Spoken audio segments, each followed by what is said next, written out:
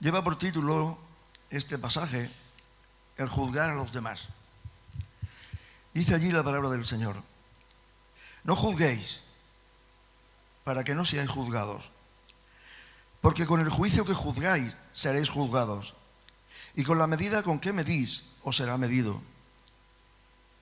¿Y por qué miras la paja que está en el ojo de tu hermano y no echas de ver la viga que está en tu propio ojo? ¿O cómo dirás a tu hermano: déjame sacar la paja de tu ojo, y he aquí la viga en el ojo tuyo? Hipócrita, saca primero la viga de tu propio ojo, entonces verás bien para sacar la paja del ojo de tu hermano.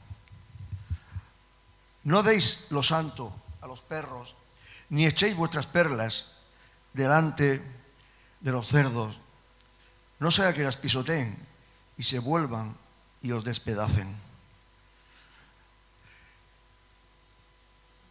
Son palabras del Señor Jesucristo y palabras tremendas. Quiero antes de nada hacer introducir una nota. Para mí y para muchos, el otro día, esta semana pasada, hablaba con un hermano y estábamos comentando de este pasaje. Es quizás el pasaje más controvertido de todo el Nuevo Testamento, o uno de ellos por lo menos. El que más controversias causa cuando alguien lo lee o cuando intentamos considerarlo, por la fuerza de las palabras y por lo que el Señor Jesús está enseñando. Y yo muchas veces me lo pregunto, cuando el Señor Jesucristo estaba enseñando a sus discípulos, cuando Él mirara a aquel grupo, aquella cuadrilla que había elegido, cuando Él se quedara solo por la noche y pensara: ¿a quién he elegido? Estos son los que se van a encargar cuando empiece la iglesia a funcionar. Estos son los que se van a encargar de predicar. A estos es a los que yo tengo que enseñar. A esos que cuántas veces dijo: ¿cómo os voy a enseñar las cosas celestiales si las terrenales no las entendéis? Otra ocasión les dijo: ¿cuánto tiempo tendré que estar con vosotros? En otros momentos: hombres de poca fe. Y era a esos a los que el Señor tenía que enseñar. Pero claro, es que si el Señor hubiese mirado hacia arriba, allí estaban los fariseos, allí estaban los religiosos, los publicanos, allí estaban todos. ¿A quién podía el Señor elegir para instruir, para prepararles como ciudadanos del reino para que predicaran el Evangelio? Y me pregunto muchas veces cuántas veces el Señor se quedaría mirando a aquellos, lo mismo que se quedaría mirándome, o se queda mirándome a mí. Dice: ¿es a este al que yo tengo que instruir? ¿Es a este al que yo tengo que enseñar? Estos son los encargados. Así que pienso cuánto sufriría el Señor por eso, cuando mirara a aquella cuadrilla que tenía delante, pescadores, publicanos, y pensara en enseñarles. Pero bueno, el Señor no se equivocaba y eligió bien. Y antes de nada también quiero decir que este pasaje, que es tan controvertido y tan problemático, al menos para mí, creo que es el culmin, es la cima del mensaje que él quiere dar en el Sermón del Monte. Ha llegado al lugar más alto, al lugar más comprometido, más difícil, al pasaje más difícil de poder enseñar y de aceptar por nosotros: el juzgar. No ser jueces, o sí ser jueces, ahora lo vamos a ver. Así que el hecho de que yo esté aquí y vosotros ahí no quiere decir que yo aquí ahora, esta mañana, venga para decir: aquí, si alguien tiene que sacar la paja de vuestro ojo, soy yo, porque yo estoy en una posición más alta. Pues no. Quiero que entiendas y sepas que yo no soy el más idóneo. En absoluto. No soy el más idóneo para eso. Tengo que aprender. Tengo que escuchar al Señor. Tengo que aprender de lo que Él dice. Yo no soy quien para sacarle la paja a la pajilla del ojo de nadie, de ninguno de los que estéis aquí, ni de nadie. Porque primero tengo que sacar la viga que hay en mi ojo también. Eso me imposibilita que yo sea el que tenga que sacar la pajilla de vuestros ojos. Eso es lo que yo entiendo, lo que yo veo. Continuamos, como digo, con el Sermón del Monte y llegamos a esta sección principal en todo el sermón. Y hay algo que tiene mucho interés, que Jesús tiene mucho interés en que no olvidemos, que lo recordemos siempre, que estamos caminando bajo la atenta mirada de Dios. No hay momentos, nuestro hermano David ha leído el Salmo 139, que tanto me gusta. ¿A dónde huiré de tu presencia? Si digo las tinieblas me encubrirán, en ningún lugar. No existe ningún lugar sobre la faz de la tierra ni en el universo. No existe donde yo pueda esconderme, donde haya un momento donde no haya cobertura para que Dios no sepa dónde estoy, qué estoy haciendo y qué estoy pensando. De la misma manera que en el Edén el Señor dijo, cuando preguntó por Adán y Eva, ¿dónde estás tú? Tuve miedo, tuve temor porque estaba desnudo y me escondí. ¿Acaso el Señor no sabía dónde estaba? Por supuesto que lo sabía dónde estaban. Lo mismo que sabe dónde estamos cada uno de nosotros en cada momento. Y Jesús quiere y Dios quiere que sepamos esto y que lo tengamos en cuenta. No solo que Él nos está viendo aquí ahora cuando estamos aquí reunidos, sino nos está viendo siempre, en todo momento, en los trabajos, en nuestras casas. Aún vela nuestros sueños cuando estamos descansando y durmiendo. Es algo que tenemos que aprender, que estamos siempre bajo la atenta mirada de Dios. No porque Él sea un policía que esté fiscalizándonos, sino porque le importamos mucho para Él. Y Él sabe que no nos puede dejar de la mano. El miércoles estuvimos viendo el salmo que estuvimos considerando. Él sabe que no puede dejarnos, que no podemos. El Señor tiene que estar atento, pendiente de cada uno de nosotros. Él está muy atento de este mundo, está muy atento de la humanidad. Es el Dios de la historia. La historia que está escribiendo el mundo, la historia que estamos viviendo, no es nuestra historia, no es la historia de la humanidad, es la historia de Dios. Él es el que está escribiéndola. Y todo se desarrolla de acuerdo a su voluntad. Nada que acontezca en tu vida es ajeno al conocimiento del Señor. En esta sección del capítulo 7, que vamos a empezar, está hablando de la relación nuestra con los demás, pero siempre bajo la atenta mirada de Dios. Es como si Dios estuviera diciendo: lo que realmente importa, lo que realmente interesa, no es lo que los hombres piensen de nosotros, o ni siquiera lo que nosotros pensamos de nosotros. Lo que nos tiene que importar es lo que Dios piensa de mí, lo que Dios piensa de ti. Eso es lo que tiene que preocuparnos. ¿Qué piensa Dios de mí? Esa es la pregunta que tenemos que hacernos cada día, constantemente, con mi vivir, con mi forma de vivir, mi forma de decidir, de hacer las cosas. ¿Qué está pensando Dios de mí? Estamos siendo preparados, instruidos para ser ciudadanos de su reino. Como aquellos discípulos primitivos del Señor estaban siendo preparados para promulgar, para predicar. Vamos peregrinando, viajando y vamos hacia una evaluación, hacia un juicio. Todos caminamos, todos tendremos que presentarnos delante del Señor. Ineludiblemente nos veremos cara a cara con Él.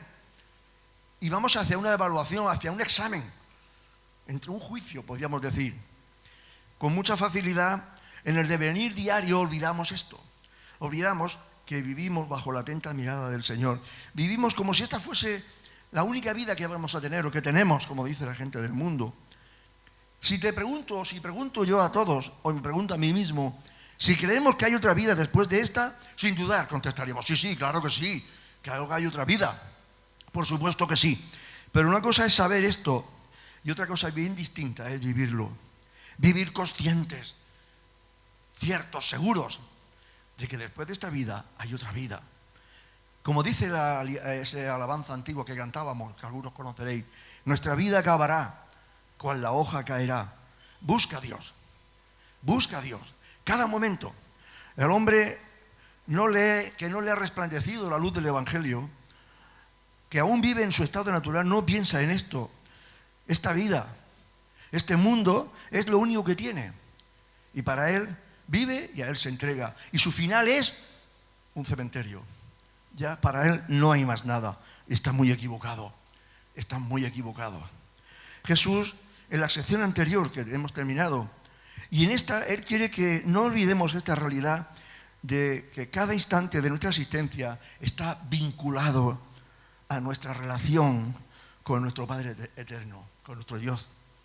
Cada cosa que ocurre en nuestra vida está vinculado, tiene una razón de ser, tiene un porqué, tiene unas consecuencias y está ligado a nuestra relación con el Señor.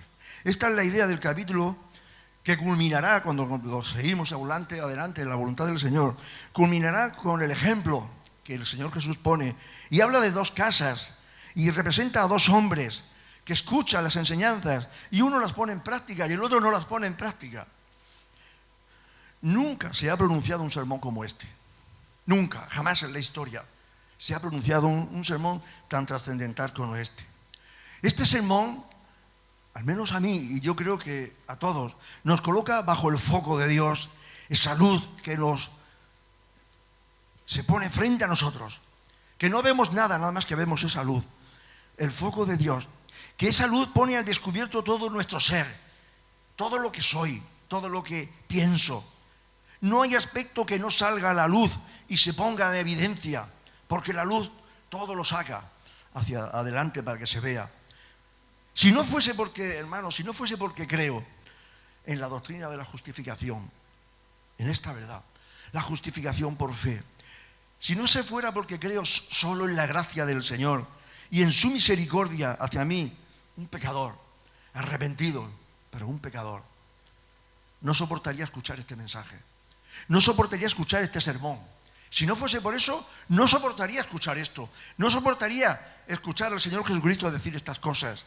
Porque este sermón nos pone a todos desnudos y a corazón descubierto delante de Dios.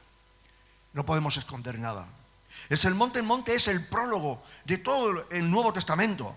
Sobre este sermón se va a ir desarrollando todo. De hecho, muchas enseñanzas de este sermón que el Señor aquí da escuetamente, luego las irá desarrollando a lo largo de todo su ministerio y las pondrá en evidencia y Él las va a vivir y se las va a enseñar a sus discípulos. No olvidemos que está hablando a discípulos suyos. Hacia la mitad del capítulo encontramos una dualidad que se contrasta. Dos caminos, dos puertas, dos sendas, dos clases de personas, dos clases de cimientos. Pero esto es para nuestra enseñanza. El Señor pone ante nosotros una serie de alternativas, instándonos a que utilizando bien nuestras facultades, nuestros conocimientos, sepamos elegir bien en todas nuestras decisiones. Sepamos elegir bien, que no nos deslicemos, que no nos equivoquemos.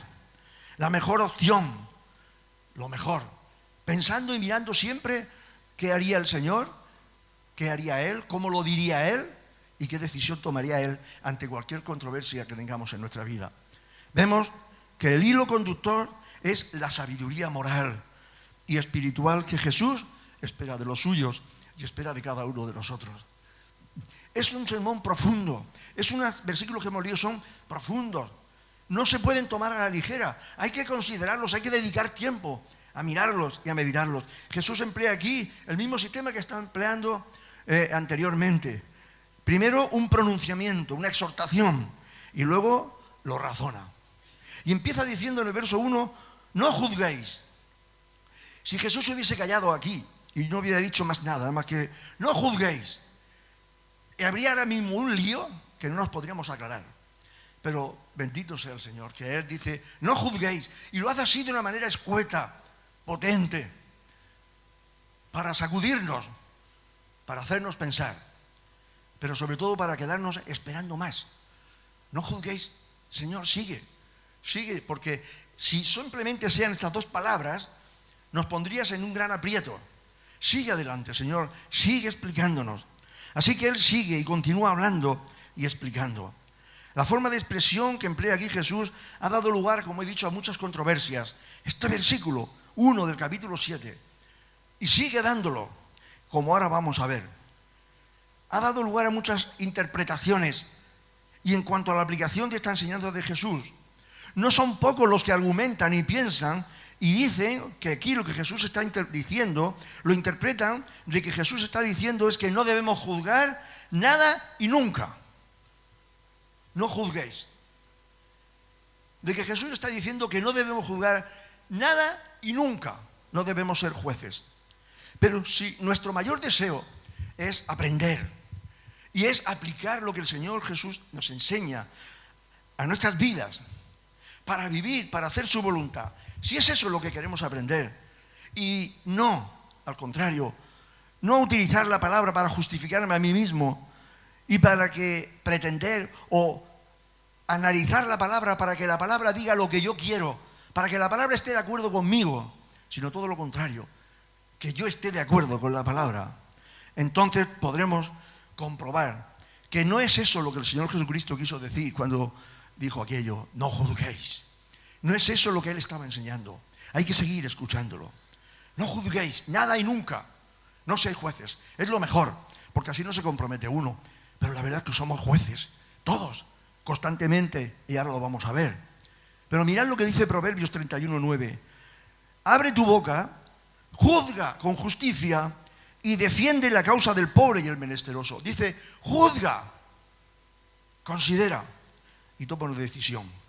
Si lo pensamos bien, la vida del hombre, desde la caída, desde el Edén, en la condición de pecador, estamos siempre bajo juicio. Toda nuestra vida es un juicio. Pero toda nuestra vida, digo, no estoy diciendo algunas partes. Todo es fruto de una decisión que tomamos. Es decir, todo es un juicio. Un juicio es una decisión. ¿En base a qué? Ahora lo vamos a ver. ¿Qué decidir? ¿Qué hacer? ¿Qué decir? ¿Qué no decir? ¿Qué hacer o cuándo no hacer? ¿Son decisiones o no? Son juicios que estamos haciendo sobre nosotros. Decir, sino que un juicio es tomar una decisión. Esta mañana habéis tenido que tomar una decisión, levantaros de vuestra cama, ¿verdad? Alguno ha pasado por su imaginación decir, pues me quedo, que es domingo, no trabajo, me quedo en la cama. Pero has decidido levantarte y vestirte. ¿Voy a la reunión o no voy? Hoy, no sé cómo va a ser la reunión hoy, va a ser un poco anómala, no va a ser como siempre, pero voy a ir. Podrías haber decidido, pues no voy a ir. Y has decidido venir. Y así todo. Has decidido si desayunar o no desayunar. Has decidido qué ropa te vas a poner. Todo eso todas esas decisiones son pequeños juicios que hacemos de nuestra vida. ¿Lo hago o no lo hago? ¿Sí o no? ¿Lo hago bien o no lo hago bien? Los demás, todos los demás, y nosotros mismos también juzgamos, pues no siempre estamos de acuerdo con lo que hacen los demás. Juzgamos todo. La ropa que se ha puesto lo que ha dicho aquel, cómo ha hecho qué está haciendo cómo vive aquel, cómo vive el vecino, Estamos juzgando siempre. Aunque no lo digamos de viva voz, lo estamos pensando. Vivimos constantemente en una vida de juicios y de decisiones. Y fue en el Edén donde el hombre decidió ser el que juzgaría. Allí decidimos vivir una vida así. ¿Recordáis? En Génesis 3:5 dice, sino que sabe Dios que el día que comáis de él, de ese árbol de la ciencia del bien y del mal, serán abiertos vuestros ojos y seréis como Dios. Y dice, sabiendo el bien y el mal. Fue allí donde el ser humano decidió decidir él lo que es bueno y lo que es malo, qué hacer y qué no hacer. Porque hasta entonces vivía en la presencia del Señor. Simplemente vivía, se deleitaba, disfrutaba del Señor. Y hacía lo que quería. No tenía que tomar decisiones entre lo que era bueno y lo que era malo, porque no existía ese concepto en su vida. Siempre estamos tomando decisiones. Está diciendo Jesús que no debemos juzgar nunca en modo alguno. De hecho, todo el Sermón del Monte está instando a decidir si hacemos como los fariseos o no hacemos como los fariseos. El Señor está comparando. No hagáis que vuestra justicia no sea como la de ellos, luego tiene que ser diferente. Tendré que mirar cómo actúan ellos para ver cómo actúo yo, a ver cómo decido actuar yo. Y el Señor lo está enseñando. Y como digo, continúa con 2 caminos, 2 casas, etc. Más aún, nuestra decisión por aceptar a Jesucristo como nuestro único y suficiente Salvador no es una decisión que tuvimos que tomar. Hicimos un juicio de nosotros, nos vimos perdidos, y decidimos entregar nuestras vidas, ponerlas en las manos del Señor, porque yo no estoy capacitado para gobernar mi vida, para guiar mi vida. Estoy estropeado por la vida, por el pecado, por la iniquidad, por todo, por la injusticia. Y tengo que decir, Señor, toma tú el timón de mi vida, porque yo no estoy preparado. Es una decisión que tomamos después de un juicio de nosotros mismos. Para muchos en el mundo en que vivimos no caben las normas. Esto es otra versión. No hay normas. Lo estamos viviendo en el mundo que estamos viviendo ahora prácticamente. No hay normas tajantes. No quieren que haya dogmas. No quieren que haya, no juzguéis. No quieren que haya estas cosas. No quieren que haya cosas determinantes, absolutas. El mundo camina hacia el centro, la liviandad. Ni lo caliente ni lo frío, lo tibio. Para que sea aceptable a todo el mundo.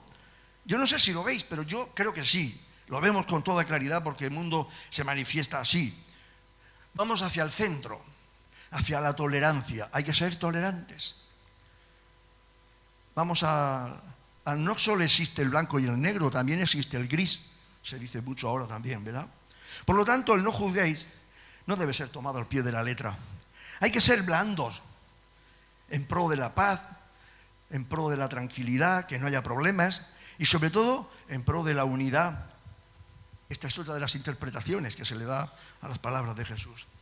También se podría pensar que lo que Jesús está reiterando, lo que ya ha dicho en otras cosas, en otras ocasiones, lo que leemos muchas veces en los evangelios, que Él ha ido desarrollando, referente al no juzgar, sino que su misión, Él haya venido a este mundo no a juzgar, sino a salvar. Y esa debe ser también para nosotros compartir esa prioridad. No juzgamos, no debemos juzgar, debemos dedicarnos a predicar el Evangelio. No debemos condenar ni juzgar a nadie. Lo que tenemos que hacer es ayudarle para que encuentre al Señor. Nuestra misión es ayudar al pecador a salvarse y no a condenarlo.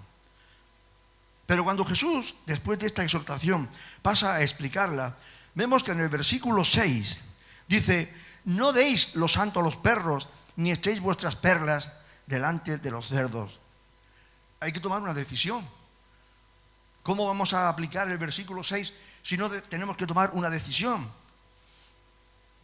¿Cómo puedo poner en práctica esto si no puedo ejercer un juicio? ¿Quién son los perros? ¿Quién son los cerdos a los que el Señor se estaba refiriendo aquí? ¿Cómo discernir quiénes son cada uno? Tendré que verlo. El Señor dice: por sus frutos los conoceréis.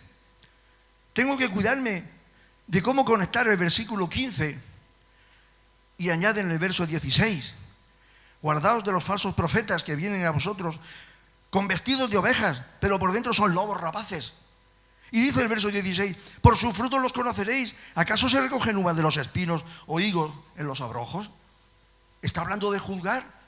Tenemos que considerar el comportamiento de unos y de otros. Tendré que analizar los frutos. Y los frutos son la evidencia de lo que uno es y no de lo que uno dice que es, de lo que uno es. La Biblia enseña que hay leyes que debemos cumplir y que hay jueces que tienen que emitir juicios. Esta misma enseñanza en la Biblia también la tenemos con respecto a la Iglesia. Algo de lo que no se habla normalmente ahora, antiguamente sí, pero ahora menos, aunque se siga haciendo, la disciplina en la Iglesia. Pablo exhorta en sus epístolas en Gálatas 1:8: mas si aún nosotros, o un ángel del cielo os anunciare otro evangelio diferente del que os hemos anunciado, sea anatema. Hay que considerar, hay que contrastar. Pablo lo está diciendo: cuidado, escuchad y ved. Si traen otro evangelio, el juicio es no escucharlos. Cuando escribe a Tito, capítulo 3 y verso 10, dice: al hombre que cause divisiones después de una y otra amonestación, deséchalo. Es juzgar, ¿verdad? Y no solamente Pablo, Juan, el discípulo del amor también, dice: si alguno viene a vosotros y no trae esta doctrina, no le recibáis. Está metiendo un juicio. El mismo Señor Jesús, en el capítulo 7 y en el verso 24, dice: no juzguéis según las apariencias, sino juzgad con justo juicio. No está diciendo no juzguéis, sino que no se juzgue según las apariencias, sino juzgad con justo juicio. Todo esto son algunos ejemplos. ¿Qué quiso decir Jesús aquí cuando dice no juzguéis? El asunto es importante, muy importante, y además es doloroso. Está incluido en el Sermón del Monte. Es importante. Jesús siempre tenía la mente puesta en aquellos hombres religiosos, aquellos fariseos, aquellos que todo lo hacían bien siempre. Y otra vez les está diciendo a sus discípulos, cuidado de juzgar o de jugar al hacer lo que ellos hacen o juzgar como ellos. Ellos son inmisericordes, no hay misericordia en ellos. Pero no solo eran ellos los que habían de cuidarse. En Juan 8:7 Jesús dice, ¿quién de vosotros esté libre de pecado? Que sea el primero en arrojar la piedra. ¿Quién está libre de pecado para juzgar? Y aquí estamos todos incluidos. Es un asunto, como he dicho, doloroso y difícil de aceptar, pero es necesario. Pero es importante a considerar cuál es el peligro del que Jesús nos está advirtiendo. Y aquí es donde viene lo que Él explica. No se trata de que juzgues o no. Se trata del espíritu con que juzgas. El espíritu que manifestamos cuando juzgamos. Un espíritu, si es un espíritu de orgullo, de autosatisfacción, de autojustificación, de superioridad, que nos lleva a pensar que yo ando muy bien, pero tú andas muy mal. Mientras los demás no andan bien, yo sí. Esto me lleva a considerar que yo estoy por encima de los demás. Y vuelve a surgir otra vez el espíritu farisíaco, que es de lo que el Señor Jesús está intentando advertir a sus discípulos. Ya hemos considerado qué es lo que quería decir con no juzguéis. Y ahora observamos otro detalle, y es que Jesús conecta, porque con el juicio con que juzguéis seréis juzgados, y con el medida con que medís seréis medidos. Jesús conecta no juzgar con medir. ¿Qué tiene que ver juzgar con medir? Es muy importante, sí, porque cuando medimos estamos comparando, y cuando estamos comparando estamos juzgando. Para medir se necesita una unidad de medida, ¿o no? Medimos por metros y sabemos, vamos a la ferretería y compramos 1 metro. Esto es la medida. Y sobre esta medida nosotros funcionamos. Este edificio tiene 5 metros de alto, 5 veces el metro. Es comparar cuántas veces está incluida esta columna en 1 metro. Así que es importante precisar y meditar en esto. Se necesita una unidad de medida. Si yo voy a la gasolinera a poner combustible a mi coche y le digo al de la gasolinera, ponme 5 galones de gasolina, el de la gasolinera me quedará mirando y dirá, ¿qué estás diciendo, Paco? Estas máquinas miden en litros, no miden en galones. Algunos de los que hay aquí sabrán lo que es un galón. Pero claro, si yo le digo, no, yo quiero 5 galones, entonces me dirá, va un momento, vamos a hacer una cuenta. Vamos a ver cuántos litros contiene un galón, que serían 3,700 y pico, y entonces veremos la cantidad de gasolina que tú quieres. Si yo digo, mi coche va a 50 millas por hora, muchos, yo el primero, no lo entenderé, porque, no, mi coche va a ¿cuántos kilómetros por hora? A millas, no, vamos a ver entonces qué es una milla, ¿entendéis? No estamos utilizando la misma unidad de medida, por eso no nos entendemos. Y ahí viene el problema. Hay que ver la manera de unificar la unidad de medida. ¿Qué quiero decir? Que si yo juzgo a los demás, ¿con qué medida juzgo? ¿Con la mía? ¿Con mi medida? Entonces estoy siendo injusto. Si estoy juzgando con mi medida, y mi medida es sin amor, sin misericordia, sin gracia, sin perdón, sin comprensión, etcétera, etcétera. O por el contrario es con amor, con misericordia, sabiendo que yo también soy pecador. Estamos unificando la misma medida. Entonces nos entenderemos. Si yo juzgo a los demás de acuerdo a lo que yo soy, o a lo que yo creo que él debe ser, no estoy juzgando con la misma medida. No puedo a una persona que no conoce al Señor, que no es del Señor. Yo no puedo juzgarle, yo no puedo censurarle, yo no puedo obligarle a que viva según la medida de la palabra, porque él no la conoce, igual que yo cuando estaba apartado del Señor tampoco la conocía. Yo no puedo decirle, es que la Biblia dice esto y esto y esto, tú tienes que hacer. No, porque no lo va a poder comprender, porque no tiene todavía al Señor para aceptar y vivir en su palabra. Como ejemplo de esto nos sirve algo que Jesús decía, que los fariseos hacían. Ellos no veían ningún pecado, ningún problema, dice en Lucas 20, por devorar las casas de las viudas. Aquellas mujeres que en aquellos tiempos necesitaban ayuda. Dice que los fariseos devoraban las casas de las viudas. Posiblemente, por deudas que estas viudas tenían con ellos. No estaban haciendo algo injusto, estaban reclamando lo que era suyo. Te he prestado un dinero o algo y tú me lo tienes que devolver. Pero eran incapaces de darse cuenta que actuaban sin piedad, sin amor, sin misericordia. Lo mismo que hace la sociedad hoy en día. Vemos cómo se desahucia a una persona de su casa porque no puede pagar. Porque las medidas de la ley son unas y las medidas con las que el otro se mide, que no tiene posibilidades para pagar, son otras. Así que hay que unificar. Por eso el Señor une juzgar con medir. Seguimos adelante. Jesús ahora se vuelve hacia nosotros, hacia sus discípulos. Y lo que les hace es denunciar que nosotros también tenemos esa inclinación farisíaca, porque podemos decir, Jesús está atacando a los fariseos, pero también a nosotros, o al menos yo lo interpreto así, también a mí. Y vemos que en el verso 5 del capítulo que hemos leído dice, hipócritas, me está diciendo a mí, no ya a los fariseos, a ellos. Hipócritas, saca primero la viga de tu propio ojo. Cuando yo me constituyo en juez sobre los demás, me está diciendo el Señor, hipócrita, Paco, eres un hipócrita. Y yo haría una matización aquí. Podemos decidir juzgar o no juzgar. Ante esta enseñanza del Señor, tú puedes decidir, pues mira, me voy a dedicar a juzgar, o puedo decir, mira, yo no voy a juzgar a nada ni a nadie. Eres libre, lo puedes hacer, lo puedes hacer. Y el Señor dice que tengamos mucho cuidado y mucha atención en esto. Si decidimos juzgar, si yo voy a decidir juzgar el comportamiento tuyo, el tuyo, el tuyo, el tuyo, cuidado, me dice el Señor, cuidado, Paco, con lo que vas a hacer. A ver con qué medida juzgas. Y Él pone una comparación. Y la comparación es cuando dice lo de la viga y lo de la pajita en el ojo. Cuidado, Paco, ten mucho ojo. Si decides elegirte sobre juez de los demás, cuidado y mucha atención. ¿Cómo lo hacemos? Sobre todo, si yo estoy autorizado para hacerlo.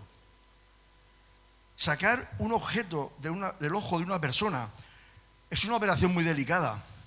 ¿Verdad que todos no estamos dispuestos a que cualquiera meta unas pinzas en nuestro ojo para quitarle algo? No estamos dispuestos. Necesitamos de alguien que confiemos en esa persona, que veamos que la mano no le está temblando, que tenga buena vista, porque si no le dice, oye, no, mira, no, tú no me toques ahí, porque es la niña del ojo. No me toques ahí. Tiene que ser una persona de nuestra familia que tengamos mucha confianza, y si no, imaginemos sacarle una pajilla de ojo o algo del ojo a un niño. Hay que sujetarlo con cadenas. ¿Por qué? Porque no quiere. Sacar algo del ojo de una persona, eso es muy delicado.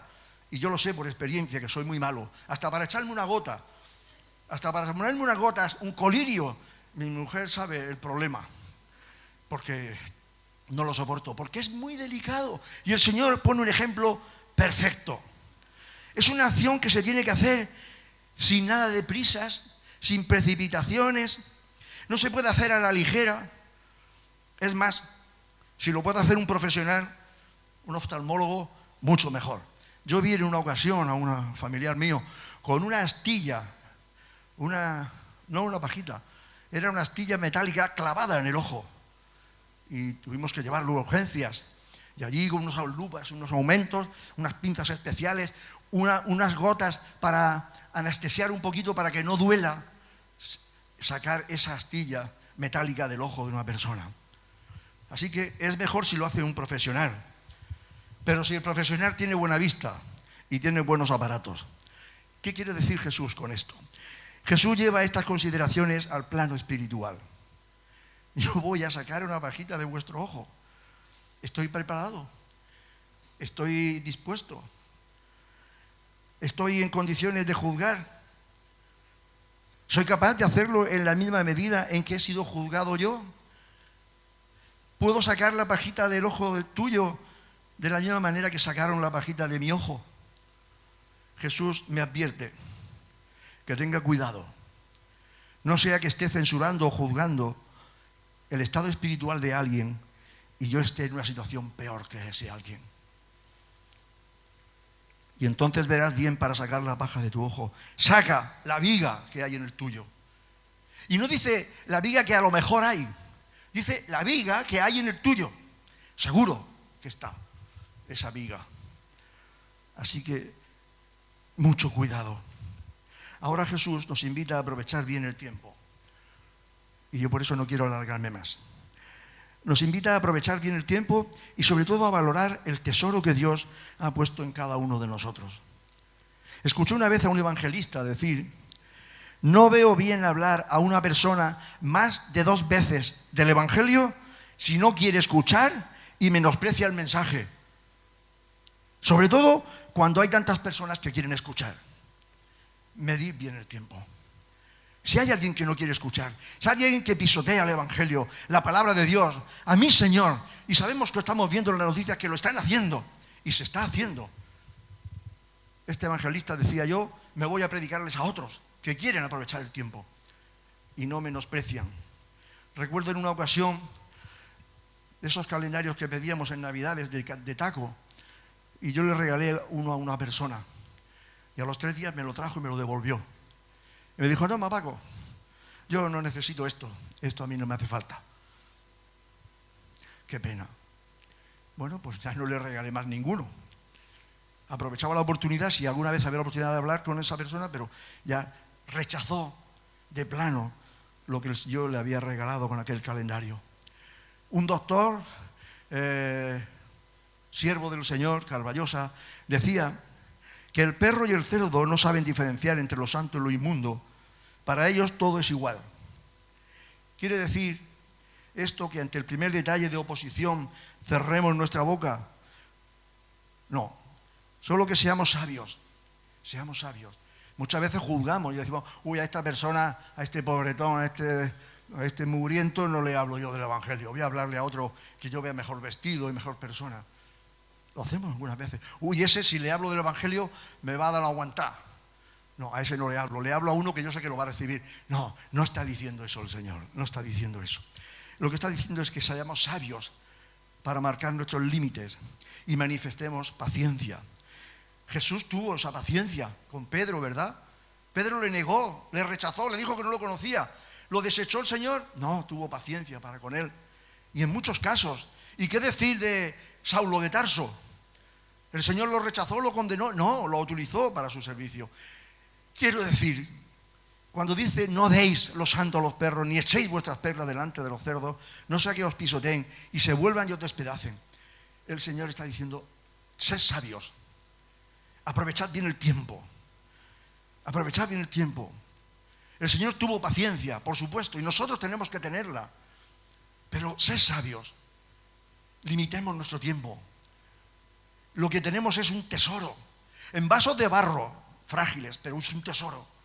Cuando a alguien le predicamos el Evangelio, le estamos dando lo mejor que puede recibir en su vida, en este mundo. Y a veces se rechaza y se menosprecia, se pisotea, como dice aquí, que hacen los cerdos. El Señor tuvo paciencia con Pedro, el Señor tuvo paciencia con Saulo, el Señor tuvo paciencia con tantos y tantos y tantos, y la sigue teniendo.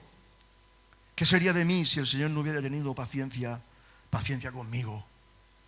No juzguéis, dice el Señor, pero sed sabios en vuestros juicios y decidís juzgar. Juzgad con la medida del Señor, no con mi medida particular, la medida del Señor. Seamos sabios y no provoquemos con nuestra persistencia a quien no quiere de ninguna forma escuchar el mensaje. No podemos obligar a la gente, no podemos forzarles. Les predicamos el Evangelio y oramos por ellos, que el Espíritu Santo obre en ellos y que esa semilla que tú le has depositado en su momento vuelva a ti, vuelva al Señor, con mucho fruto. Ya se ha depositado la semilla. Así que no quiere decir de ninguna forma, no podemos obligar a la gente a escuchar el mensaje. No caigamos en falta ni por exceso ni por defecto en la transmisión del Evangelio a los perdidos. Que el Señor nos bendiga.